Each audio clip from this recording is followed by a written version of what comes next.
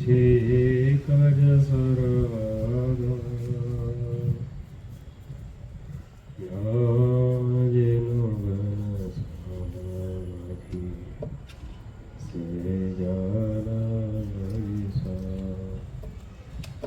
દ્વિતીય નમન ગુરુદેવની જીતે સંકલ્પ શ્રીજીના સર્વ ક્રિયાઓ જેના કરનારા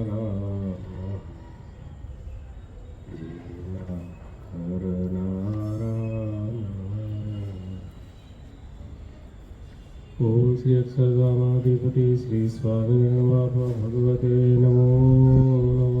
શ્રી ઘનશ્યામ મહારાજાય નમો નમઃ. ઓમ શ્રી હરિકૃષ્ણ મહારાજાય.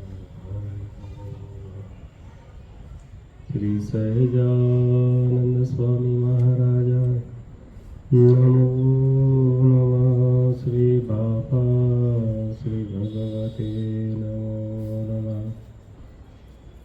શ્રી સદગુરુભ્યો નમઃ. શ્રી સ્વામિનારાયણ ગાદીના આદ્યાચાર્ય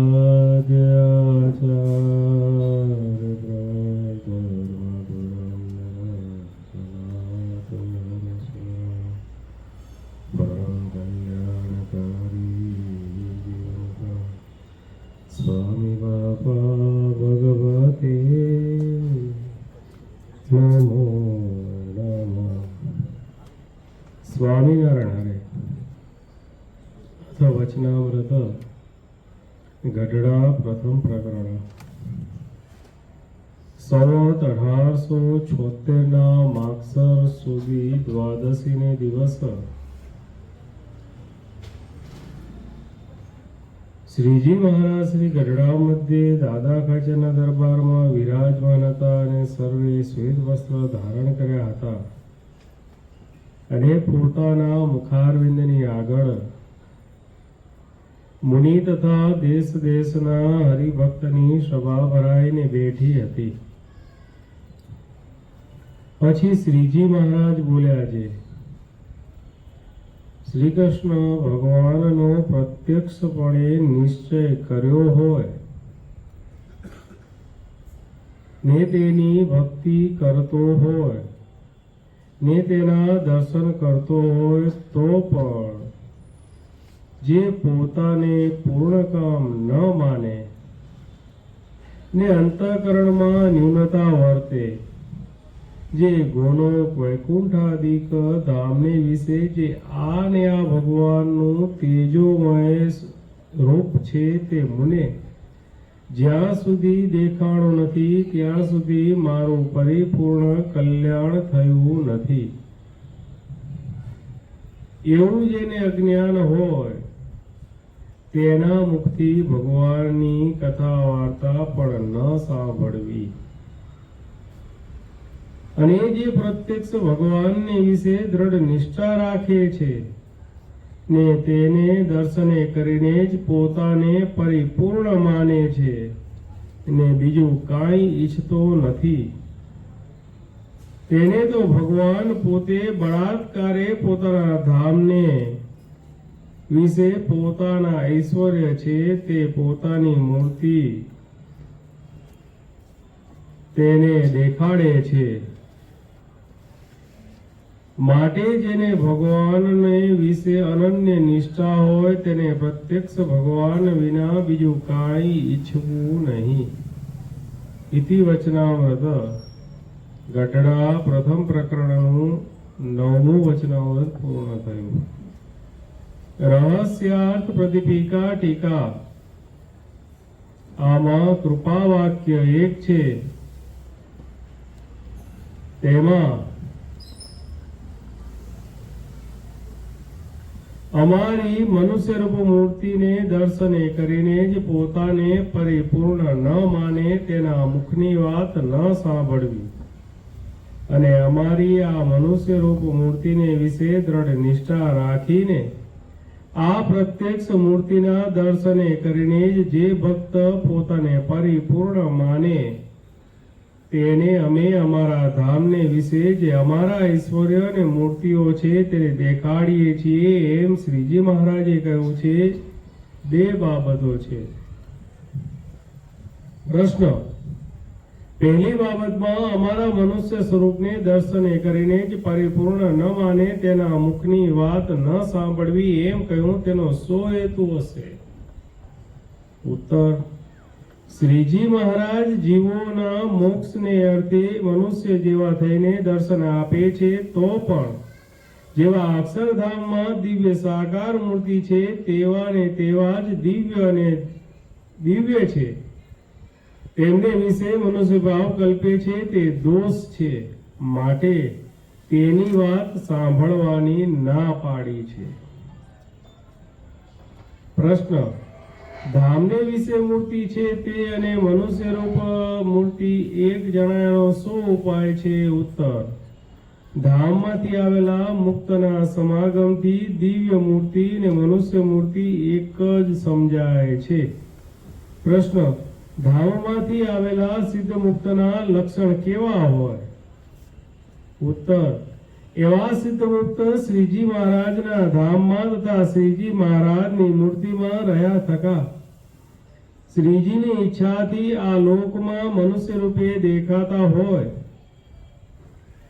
તે મુક્ત જેમ અક્ષરધામમાં શ્રીજી મહારાજના ભેળા હોય તેમજ અહીં પણ એમના ભેળા મહારાજ હોય ને તેમની સાથે બોલે ચાલે ને સર્વક્રિયા કરે ને એવા મુક્ત અનંત જીવોને દર્શને આપીને ધામમાં પહોંચાડે તે દેહ મૂકનાર તથા બીજા પણ દેખે છે ને સર્વેના અંતરની વાત કહે, કાંઈ પણ અજાણ્યું હોય નહીં એવા લક્ષણ જેમાં હોય તેમને સિદ્ધ મુક્ત જાણવા. પ્રશ્ન: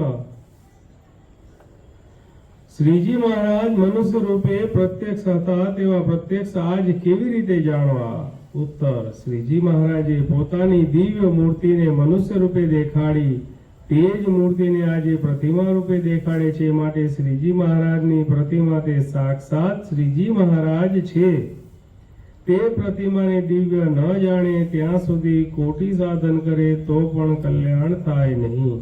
માટે આ જ પ્રતિમા છે તે જ દિવ્ય મૂર્તિ છે.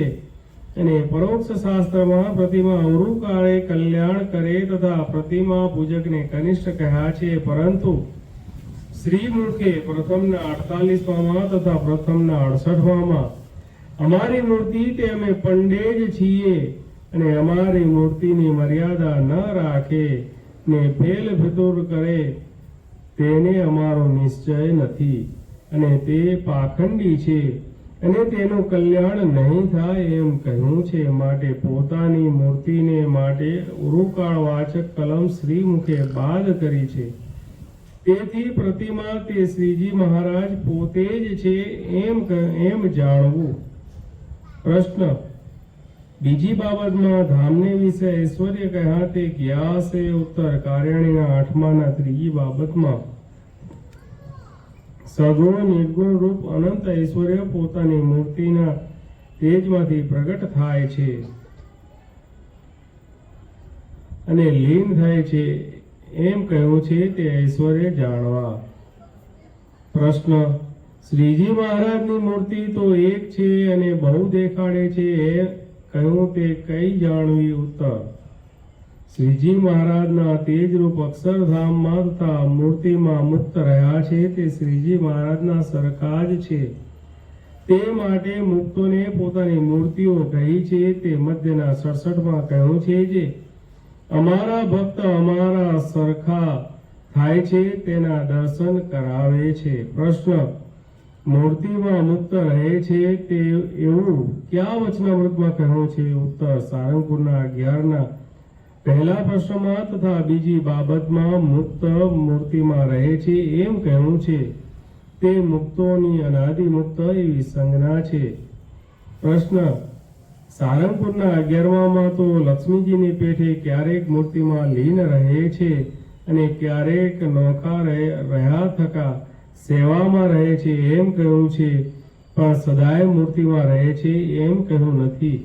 માટે અનાદિ મુક્ત સદાય મૂર્તિમાં રહે છે કે ક્યારેક રહે છે? ઉત્તર: અતિ સ્નેહ કરીને લીન થાય છે એમ કહ્યું છે. માટે અનાદિ મુક્ત અતિ સ્નેહ વાળા છે. તે મધ્યના 56માની પહેલી બાબતમાં અતિશય પ્રીતિવાળા ગોપાળાનંદ સ્વામીને કહ્યા એવા અનાદિ મુક્ત ક્યારેય બહાર આવતા નથી અને બહાર આવે છે એમ કહ્યું છે. તે શ્રીજીની ઈચ્છાથી જીવોનો ઉદ્ધાર કરવા સારું મૂર્તિમાં રહ્યા થકા બહાર એટલે જગતને વિશે દર્શને આપે છે તે બહાર કહ્યા છે. અને અનંત જીવોનો ઉદ્ધાર કરે છે તે સેવા કહી છે. પ્રશ્ન: અનાદિમુક્ત કહો છો તે કયા વચનામૃતમાં કહ્યું છે? ઉત્તર: પ્રથમના 32ના પહેલા પ્રશ્નમાં નારદ સનકાદિકને અનાદિમુક્ત કહ્યા છે તથા પ્રથમના 18માના ચોથી બાબતમાં શ્રીજી મહારાજે હું અનાદિમુક્ત છું એમ કહ્યું છે. માટે અનાદિમુક્તની સંજ્ઞા છે ને હું અનાદિમુક્ત છું એમ કહ્યું તે પરમ એકાંતિકથી અનાદિમુક્તનું અધિકપણું દર્શાવ્યું છે. ઇતિ રહસ્યાર્થ.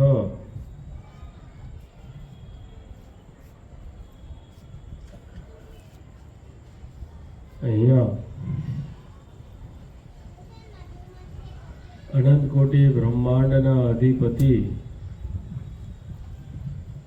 પૂર્ણ પુરુષોત્તમ શ્રી સ્વામિનારાયણ ભગવાન આ ગઢડા પ્રથમ પ્રકરણનું 9મું વચનામૃત એમાં આપણને વાત સમજાવે છે નિશ્ચય અને નિષ્ઠા. ભગવાન પોતે કૃપા વાક્યમાં કહે છે કે શ્રી કૃષ્ણ ભગવાનનો પ્રત્યક્ષપણે નિશ્ચય કરતો હોય, ભક્તિ કરતો હોય, દર્શન કરતો હોય તો પણ જે પોતાને પૂર્ણ કામ ન માને એવા જે સંત કે ભક્ત એના મુખથી કથા વાર્તા પણ સાંભળવી નહીં. કારણ કે એને નિશ્ચયમાં કસર છે. શું નિશ્ચયમાં કસર છે? તો આગળ ટીકામાં બાપાશ્રી સમજાવે છે કે જે ધામમાં જે મૂર્તિ છે, જે દિવ્ય તેજોમય સ્વરૂપ છે, એ જ દિવ્ય તેજોમય સ્વરૂપ, એ જ ભગવાન. જ્યારે ભગવાન ધામમાં હતા ત્યારે ભગવાને સંકલ્પ કર્યો કે આપણે ભરતખંડને વિશે દર્શન દેવાને માટે જવું. અને એ જ ભગવાન પોતાના મુક્તો સહિત આ ભરતખંડને વિશે પ્રગટ થયા. છપૈયાપુરમાં સંવત 1837 ચૈત્ર સુધી 9મી ને રાત્રિ 10 ઘડી જતા ભગવાન પ્રગટ થયા. ભગવાનની સાથે ભગવાનના અનંત મુક્તો ભગવાનની મરજી પ્રમાણે ભગવાને જ્યાં જ્યાં આજ્ઞા કરી એ પ્રકારે અલગ અલગ, કોઈ બાઈ સ્વરૂપે, કોઈ ભાઈ સ્વરૂપે, કોઈ પશુ સ્વરૂપે, કોઈ સંત સ્વરૂપે પ્રગટ થયા અને ભગવાનનું ભજન પોતે કર્યું અને જીવોને પણ ભગવાનને વિશે જોડ્યા અને ભગવાનનું ભજન કરતા કર્યા. એ જ ભગવાને સંકલ્પ કર્યો કે હવે આ મનુષ્ય સ્વરૂપ અદ્રશ્ય કરવું છે અને એ જ ભગવાને મૂર્ત સ્વરૂપ દેખાડ્યું. તો ધામમાં રહેલી મૂર્તિ, મનુષ્ય રૂપ મૂર્તિ, એમાં એક રોમનો પણ ફેર નથી. કઈ ત્રણ? ધામમાં રહેલી મનુષ્ય રૂપ મૂર્તિ અને પ્રતિમા સ્વરૂપે દર્શન આપતી મૂર્તિ, એમાં એક રોમનો પણ ફેર નથી. જો જે વ્યક્તિ એમાં ફેર માને તો એને ભગવાનનો પરિપૂર્ણ નિશ્ચય પણ નથી. અહીંયા આગળ ભગવાન એમ કહે છે કે જે ભગવાનની ભક્તિ કરતો હોય, ભગવાનનો નિશ્ચય કર્યો હોય, ભગવાનની કથા વાર્તા કરતો હોય, તેમ છતાંય પોતાને પરિપૂર્ણ ન માને એમ સમજે કે ધામમાં રહેલી જે મૂર્તિ, દિવ્ય તેજોમય મૂર્તિ જ્યાં સુધી દર્શન ન આપે અને એ દિવ્ય તેજોમય મૂર્તિના જ્યાં સુધી હું પ્રત્યક્ષ દર્શન ન કરું ત્યાં સુધી મારું કલ્યાણ થશે કે એવો અનિશ્ચયનો જેને ઘાટ રહેતો હોય, એવા અનિશ્ચયના ઘાટ વાળા સંત હોય તો સંત, અને હરિભક્ત હોય તો હરિભક્ત, બાઈ હોય તો બાઈ, ને ભાઈ હોય તો ભાઈ, એવાના મુક્તિ ભગવાનની કથા વાર્તા સાંભળવી નહીં. કારણ છેલ્લે તો પોતાની જે સમજણ હોય એનું જે પ્રતિપાદન કરે. કોઈ પણ ગ્રંથ, કોઈ પણ પુસ્તક લખનાર, એ જે લખનાર વ્યક્તિ પોતાની જે સમજણ હોય, અંતે જાતો તો પ્રતિપાદન ક્યાં આવીને ઊભું રહે? પાઘડીનો છેલ્લો આંટો શું આવે કે પોતે જે સમજ્યા હોય, પોતાની જે સ્થિતિ હોય એ પ્રમાણે પોતે એનું પ્રતિપાદન કરે. એટલે અહીંયા કહ્યું છે કે જેને ભગવાનનો પરિપૂર્ણ નિશ્ચય છે એવા જે સંત, એવા જે ભક્ત, એના મુખ થકી ભગવાનની કથા વાર્તા સાંભળવી અને એવાનો સંગ કરવો. સંગ કેવો કરવો? જેને ભગવાનનો પરિપૂર્ણ નિશ્ચય હોય એનો જો સંગ કરીએ તો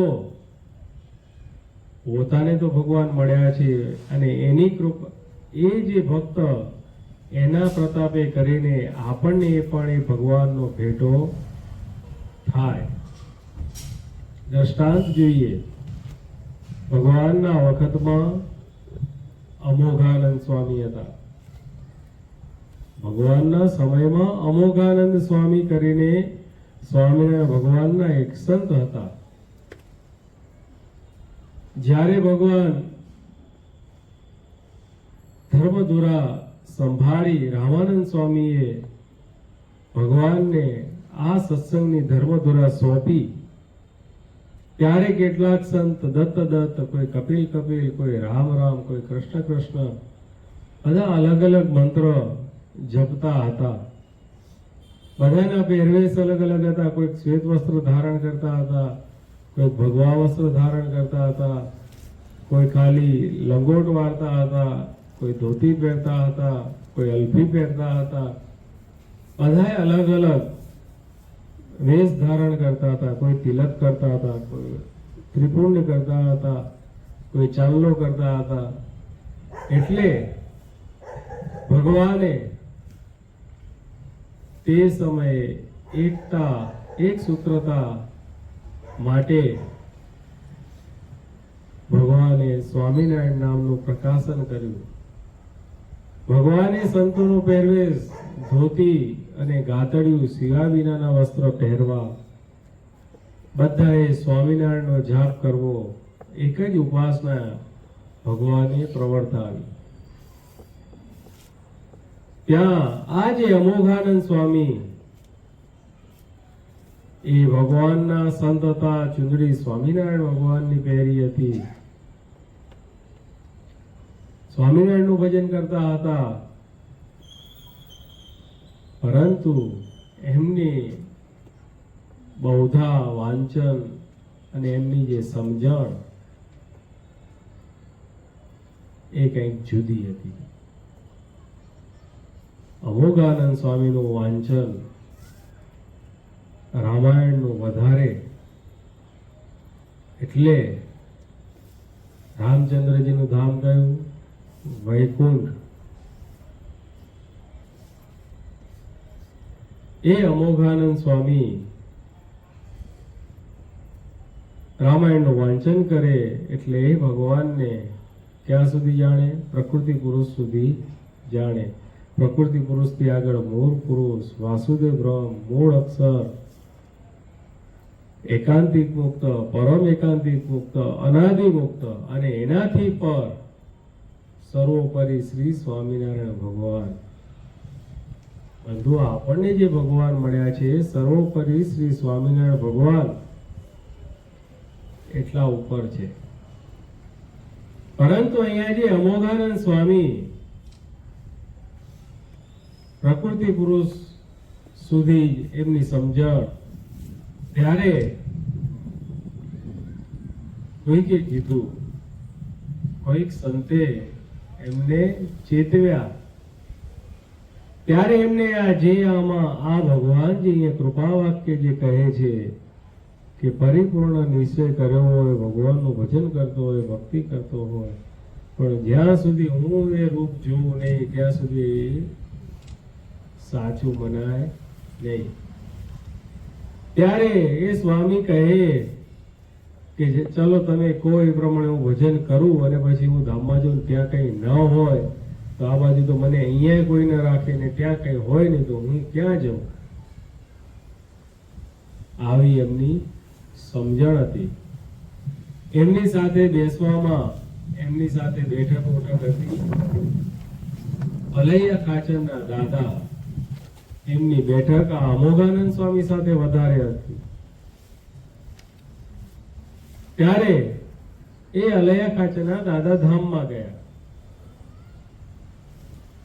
જે તે સમયે વાણિયાઓ પાસેથી ઉધાર લે અને પોતાનું જમીન હોય તો જમીન, ઘર હોય તો ઘર, એ ગીરો મૂકે અને એની પાસેથી પૈસા લે ને વર્ષ ચલાવે ને જે ખેતીવાડીમાં પાકે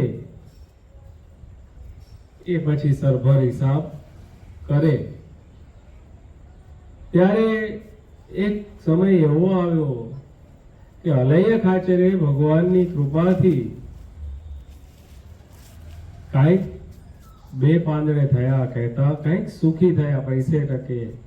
એટલે જે પોતાના જે ઘર, પોતાના જે જમીન, જે ગીરો મૂક્યા હતા વાણિયા પાસે, એને છોડાવવાનો સમય આવ્યો.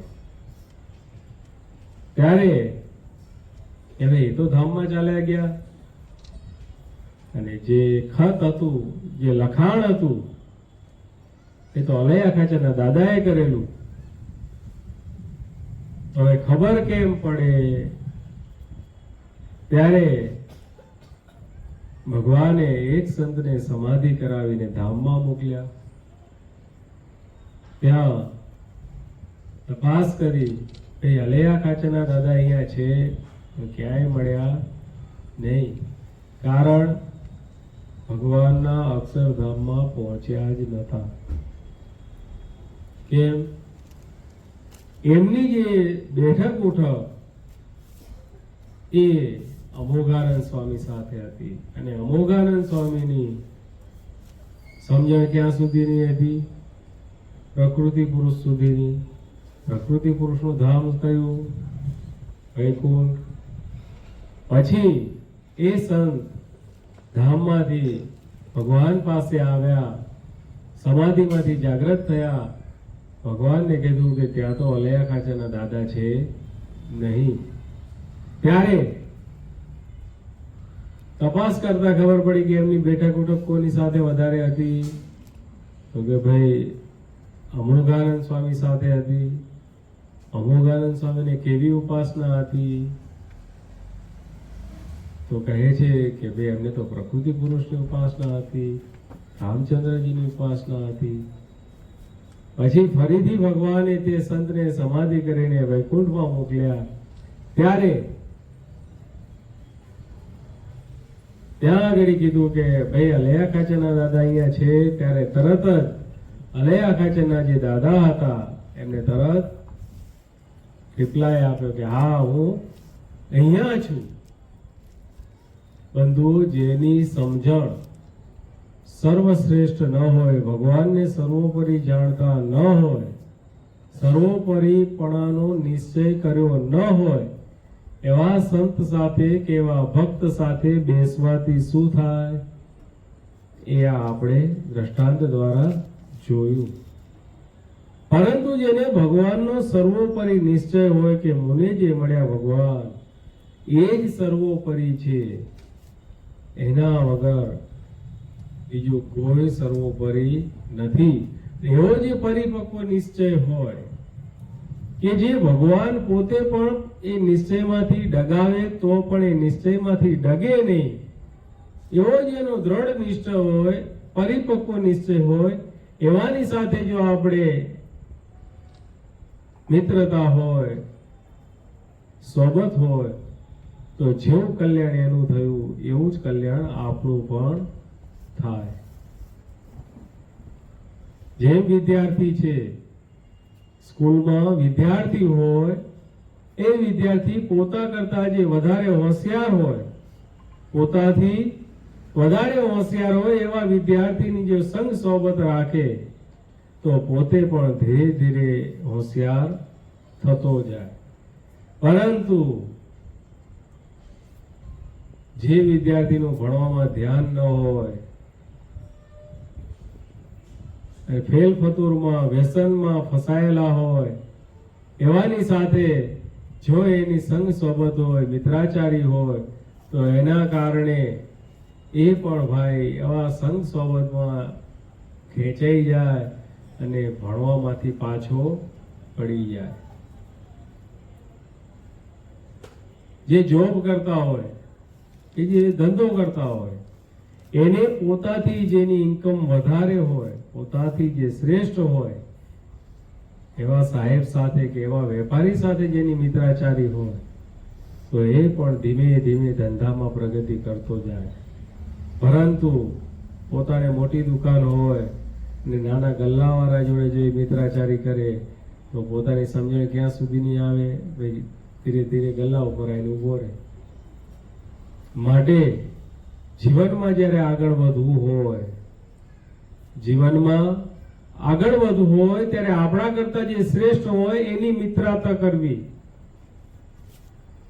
અને જ્યારે જીવનમાં દુઃખનો પ્રસંગ આવે ત્યારે આપણા કરતા જે ન્યૂન હોય ને એની સામુ દ્રષ્ટિ રાખવી.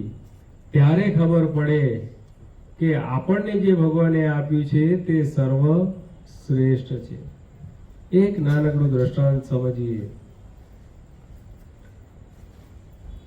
આવું અમદાવાદ જેવું મોટું શહેર, અને જેમ અહીંયા 4 રસ્તા હોય, તો ટ્રાફિક સિગ્નલ હોય, અને એ ટ્રાફિક સિગ્નલ ઉપર જેમ માણસો ભીખ માંગતા હોય, એમ એક માણસ ટ્રાફિક સિગ્નલ ઉપર ભીખ માંગવો આ એનું કામ. એને ત્યાં સિગ્નલ પાસે જ એક બૂટ ચંપલની સારી એવી મોટી દુકાન અને ડિસ્પ્લે, એનો શોરૂમ પણ બહુ મોટો, અને ડિસ્પ્લેમાં રોજ અવનવા ચંપલ, બૂટ, સેન્ડલની ડિઝાઇનો બહાર મૂકે. એ ભિખારી, એને પગમાં પહેરવા ચંપલ પણ હતા નહીં. ભિખારી રોજ ત્યાં ભીખ માંગે, ત્યાંથી પાસ થાય ત્યારે વિચારે કે આ માણસ, આ દુકાનવાળો કેટલો નસીબદાર છે. રોજ એટલા જો બધા નવા નવા ચંપલની ડિઝાઇનો, નવા નવા બૂટની ડિઝાઇનો એને પહેરવા મળતી હશે. આમ રોજ વિચાર કરે રાખે. એક દિવસ એવું બન્યું, દુકાનની બહાર એ ઊભો હતો, પૈસા માંગીને ભેગા થયેલા જોતો હતો.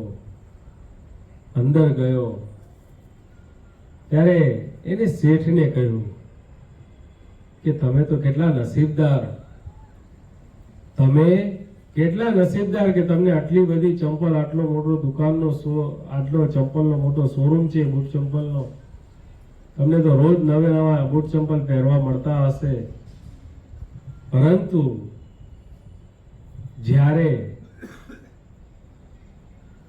સત્ય હકીકત જાણી ત્યારે માણસ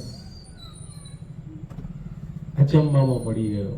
એ માણસ એટલો વિસ્મય થઈ ગયો કે જેમ આપણે કહીએ ને કહેવતમાં કે પગ નીચેથી એની જમીન સરકી ગઈ, ધરતી આખી ધ્રુજી ગઈ એની.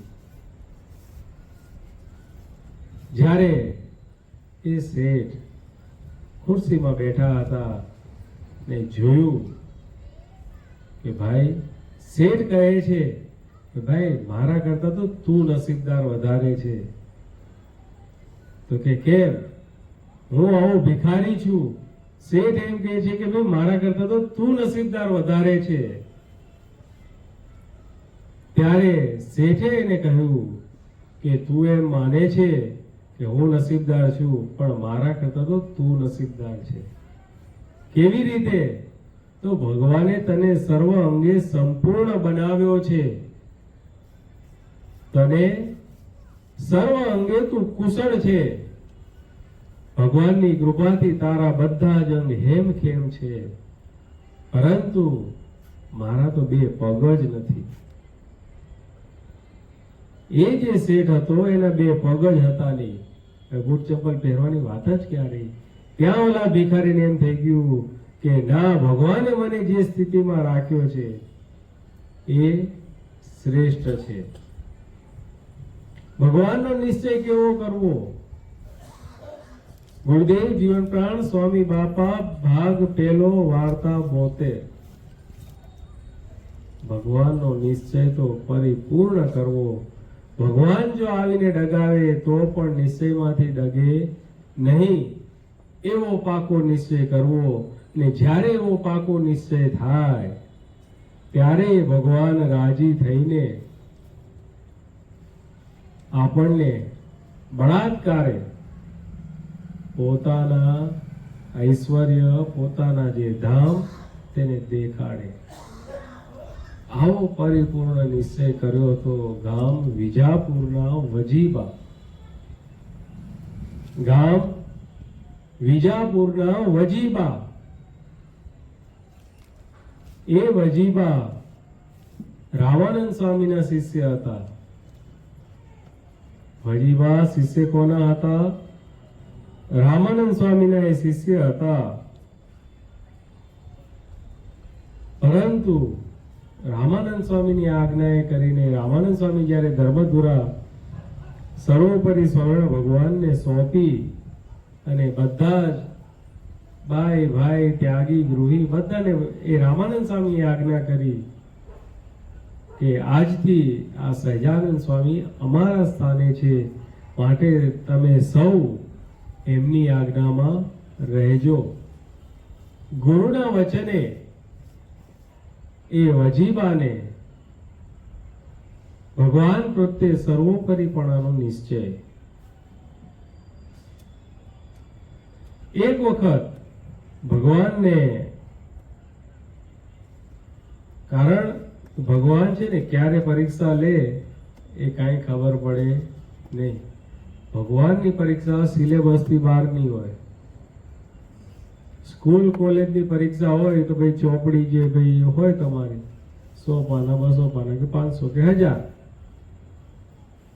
આ લોકનું જે ભણતર એની પરીક્ષા તો એના સિલેબસ પ્રમાણે હોય, એની પાઠ્યપુસ્તક પ્રમાણે હોય. પરંતુ જ્યારે ભગવાન પરીક્ષા લે એ ભગવાનની પરીક્ષા સિલેબસથી બહારની જ હોય, કાંઈ નક્કી હોય નહીં. ભગવાનને સંકલ્પ થયો કે આ બાઈને કેવો નિશ્ચય છે, પરીક્ષા કરીએ. એક સમયે ભગવાન અને મૂળજી બ્રહ્મચારી, ભગવાનની સાથે અખંડ સેવામાં રહેનારા મૂળજી બ્રહ્મચારી અને ભગવાન બે જ જણા વિચરણ કરતા કરતા વિજાપુર પહોંચ્યા. ભગવાન અહીંયા મૂળજી બ્રહ્મચારીને કહી રાખે છે કે અહીંયા અમે જે કંઈ લીલા કરીએ તેમાં તમારે કાંઈ બોલવું નહીં. જો કંઈક બોલવા જાય તો ખબર પડી જાય. એટલે ભગવાને પહેલેથી મૂળજી બ્રહ્મચારીને કહી રાખ્યું કે અમે જે કંઈ લીલા કરીએ એમાં તમારે કાંઈ બોલવું નહીં. મૂંગા મોઢે દર્શન કરે રાખવાના.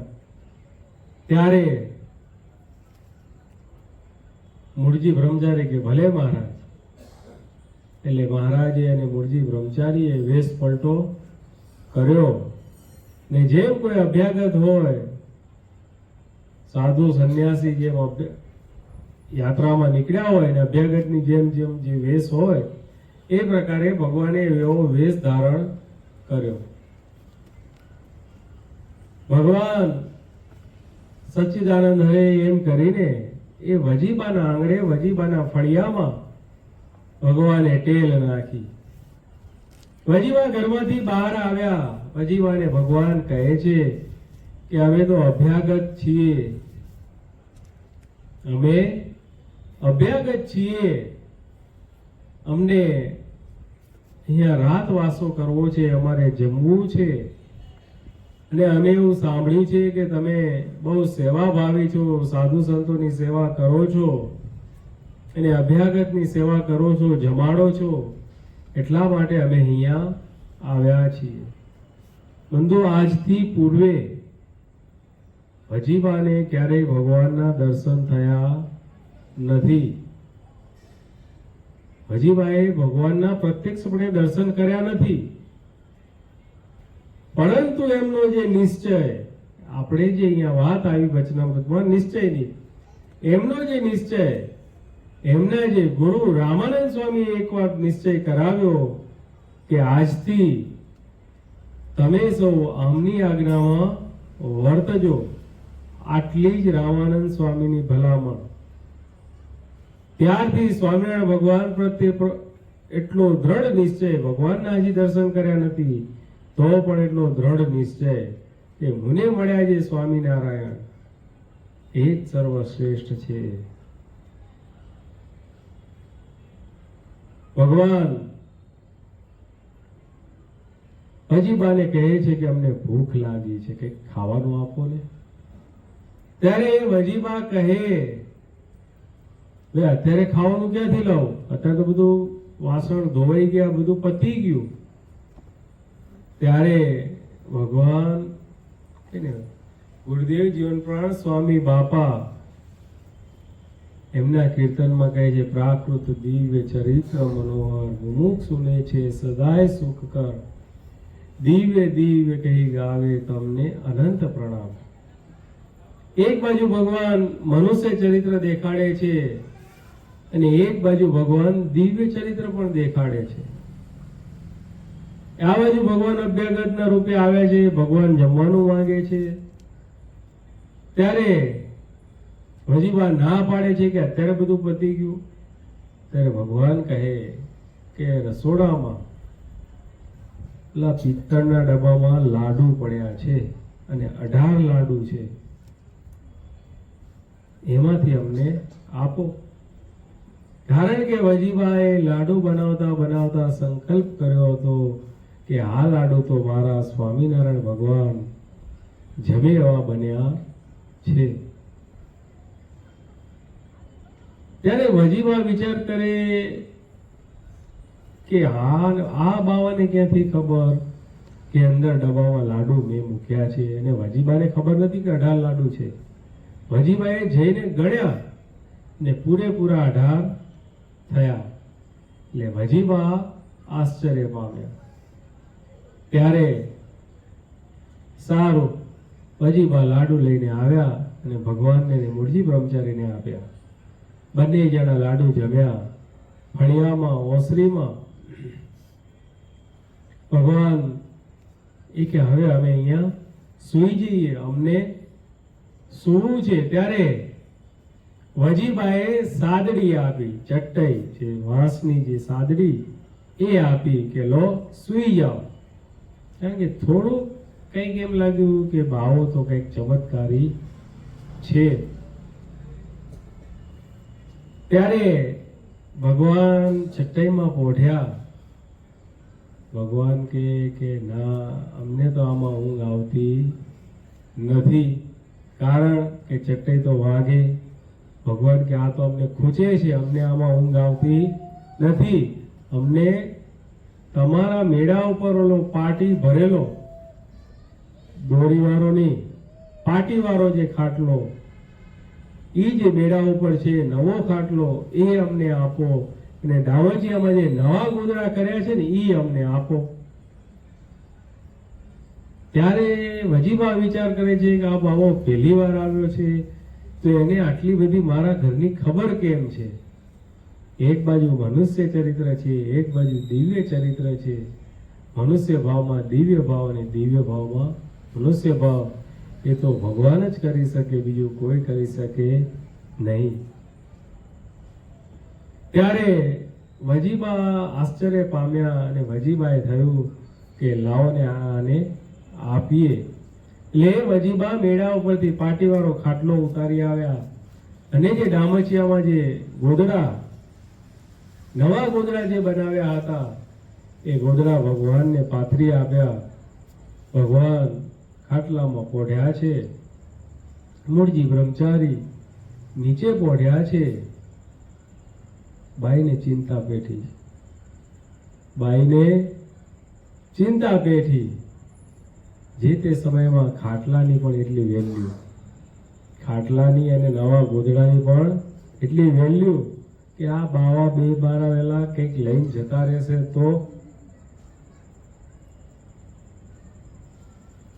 જોયું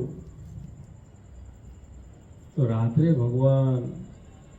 ભગવાનના હાથ ઓસરીની જે દિવાલ ત્યાં હતા અને ભગવાનના ચરણ 20 ડગલા દૂર જે પીપળાનું જે ઝાડ ત્યાં ભગવાને ચરણ અડાડેલા હતા.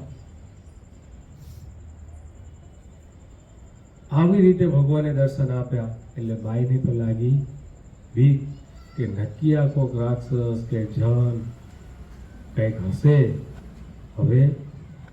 પરંતુ એમનો જે નિશ્ચય, હે ભગવાન, હે સ્વામિનારાયણ, મારી રક્ષા કરજો.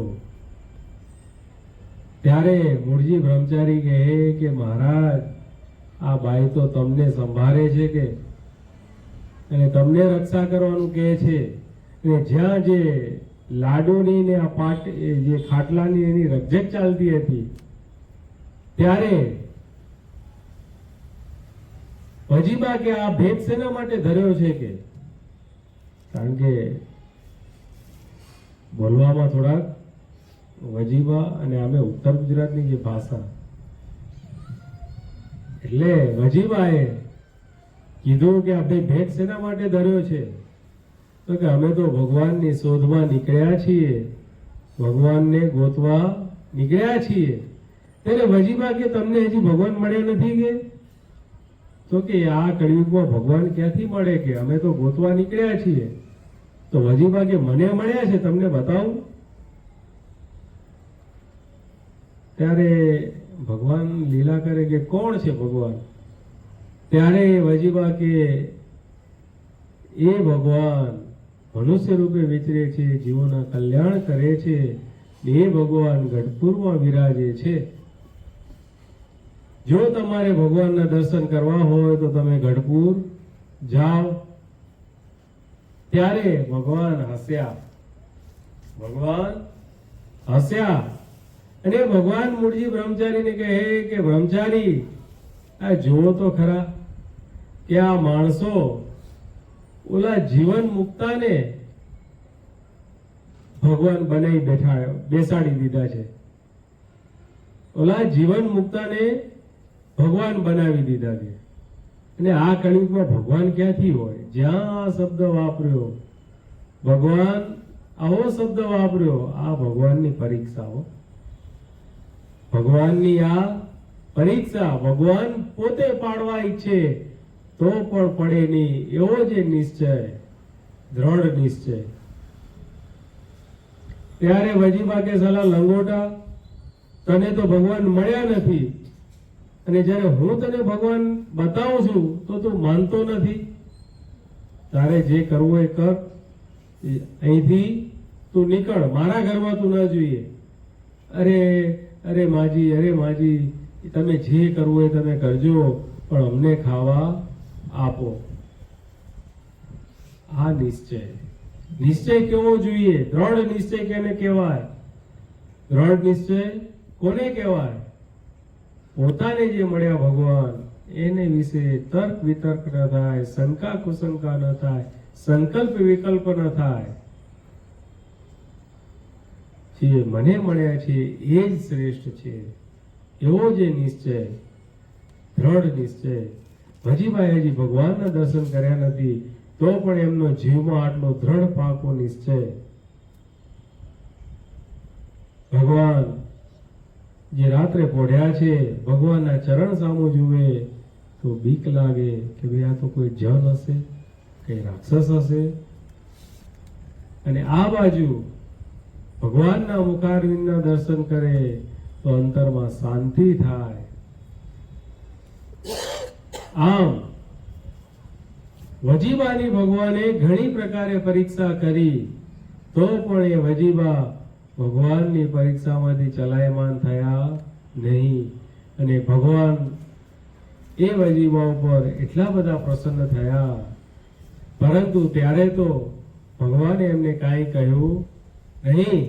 પરંતુ જ્યારે એ ભગવાન ગઢપુરમાં વિરાજમાન હતા અને એ સંઘ સહિત જ્યારે વજીબા ભગવાનના દર્શન કરવા આવ્યા ત્યારે ભગવાને ભર સભામાં એ વજીબાની પ્રશંસા કરી કે દ્રઢ નિશ્ચય જોઈએ તો કેવો જોઈએ, તો કે આ વજીબા જેવો. અને ત્યાં પછી ભગવાને બધી વાત કરી ત્યારે વજીબા આશ્ચર્ય પામ્યા કે હે ભગવાન, મેં તમારો અપરાધ કર્યો, મેં તમને ન બોલવાના લંગોટા કે જે શબ્દ તોછડા વચનો કીધા, મારો અપરાધ માફ કરજો. વજીબાએ ઘણી પ્રકારે આજીજી કરી, માફી માંગી, પરંતુ ભગવાન એના ઉપર ખૂબ પ્રસન્ન થયા.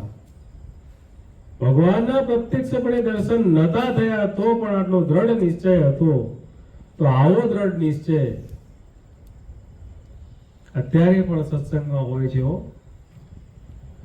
દ્રઢ નિશ્ચય ભગવાન અને ભગવાનના સંત પ્રત્યે અત્યારે પણ હોય છે. સત્સંગ ખાલી નથી, સમુદ્ર ખાલી નથી, સમુદ્ર તો રત્નોથી ભરેલો છે. એવા સત્સંગમાં જે વીરજીભાઈ પટેલ, ગુરુદેવ જીવન પ્રાણ સ્વામી બાપા પ્રત્યે જેને આવો નિશ્ચય હતો, એવા જે વીરજીભાઈ પટેલ આજે એમના દીકરા જે કૌશિકભાઈ આજે આ સભાના સ્પોન્સર થયા છે.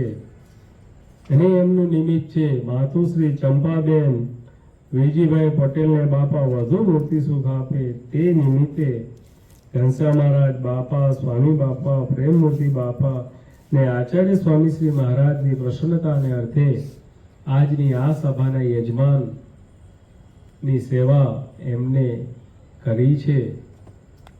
આ વીરજીભાઈને પણ ગુરુદેવ જીવન પ્રાણ સ્વામી બાપા પ્રત્યે આવો દ્રઢ નિશ્ચય હતો. અને જ્યાં સુધી ભગવાન એમને આ લોકમાં રાખ્યા ત્યાં સુધી અખંડ સ્વામી બાપાનું જે ધામ સ્મૃતિ મંદિર, ત્યાં એમને જીવનના છેલ્લા શ્વાસ સુધી એ વીરજી દાદા એમને ઘણી સેવા કરી. અને આજે એની રાહે આજે એમના દીકરા કૌશિકભાઈ પણ ભગવાન બાપા, સ્વામી બાપાની, પ્રેમમૂર્તિ બાપાની, વર્તમાનાચાર્ય સ્વામી શ્રી મહારાજની મરજી પ્રમાણે વર્તીને આ સ્વામિનારાયણ ગાદીએ ખૂબ સેવા કરે છે. અને એમની જે પ્રાર્થના છે એમાં આપણે સૌ પણ સાથ પુરાવીએ અને ભગવાન બાપા, સ્વામી બાપા, પ્રેમમૂર્તિ બાપા તથા વર્તમાન આચાર્ય સ્વામી શ્રી મહારાજને તથા સાર્વભૌમ નાથવંશીય ગુરુ પરંપરાના ચરણોમાં પ્રાર્થના કરીએ કે એમના જે માતુશ્રી ચંપાબેન એમને વધુ ને વધુ મૂર્તિ સુખ આપે. અક્ષરધામના અધિપતિ સ્વામિનારાયણ બાપાની જય, ઘનશ્યામ મહારાજની જય, હરિકૃષ્ણ મહારાજની જય, સહજાનંદ સ્વામી મહારાજની જય, બાપાશ્રીની જય, સદગુરુ શ્રીની જય, સ્વામિનારાયણ ગાદીના